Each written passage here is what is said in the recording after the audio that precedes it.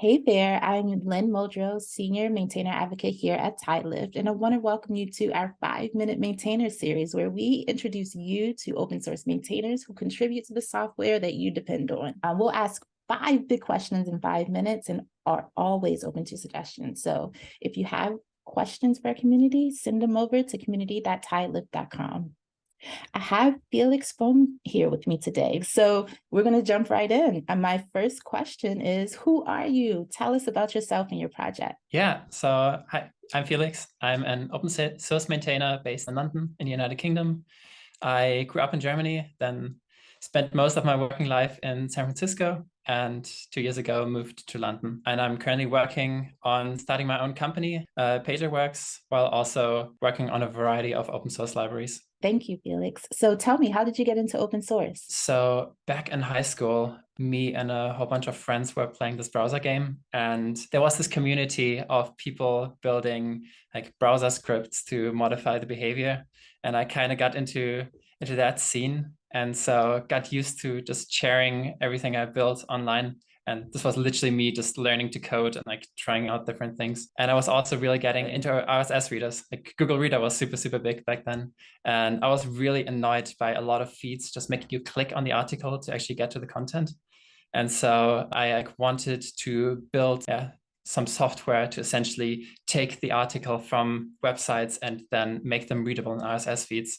And there was essentially nothing to do this in JavaScript yet. And so I started like forking the most popular HTML parser at the time, which was very limited, which was called HTML parser. Then had my fork HTML parser too. Put that out without any expectation of it actually being used.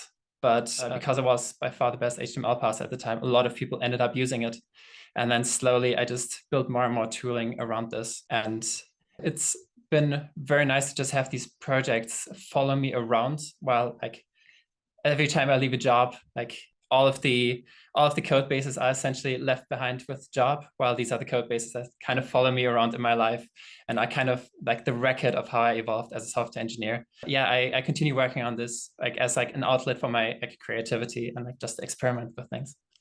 That's beautiful. It's such an awesome like portrait of who you were as a software engineer back then and kind of how you grow. So a great portfolio piece, I agree. Jumping into kind of a loaded question here, what do you think about the state of open source today?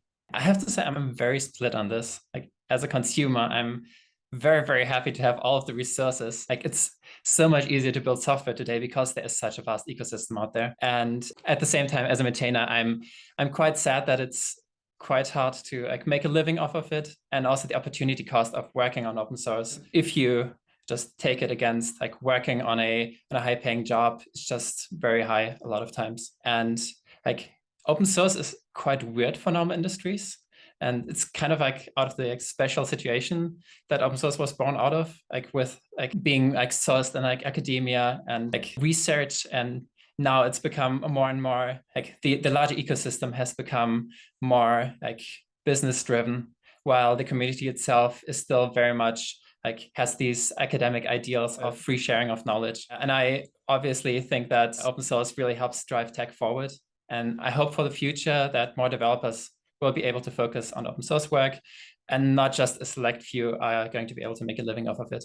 We share the same hope, and Tyler does as well. Thank you for that, Felix. So have you heard that open source maintainers are a part of a supply chain and over 70% of the software is built on open source? I haven't heard it this way. I think it's a very interesting way of framing it. And I'm honestly surprised that apparently close to 30% of software is still being built on entirely proprietary stacks. I suspect that the vast majority of that are legacy systems.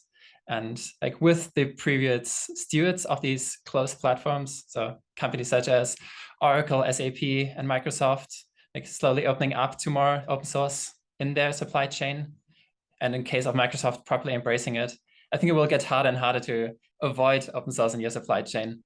So consequently, like the percentage of software built in open source will continuously go up, and it will become more and more important to ensure the supply chain is funded. And I know how hard it is to provide for your open source packages. Like in 2018, I was working for Coinbase and was part of the group that set up Coinbase's open source fund, which gave $25,000 to every month to our dependencies. And just selecting projects was already a huge effort. We had initially a lot of interest from our colleagues, and everyone had their pet projects that they wanted to support. But over the months, the interests got less and less. And then also just getting money to projects turned out to be incredibly hard. Like, we had to onboard several open source contributors as vendors, and then essentially had them invoice us our donation amounts because our accounting team was just not set up to give the money any other way. And that's why I think like platforms like Tidelift are amazing, as they just make it so much easier to support your supply chain. Thank you for that, Felix. And we try to make it as easy as possible for you to be paid. We believe in paying the maintainers. So thank you so much again, Felix. It was a pleasure to chat with you today. Catch this and other 5-Minute Maintainer podcasts on the Tyler community, YouTube, and on your favorite podcast app.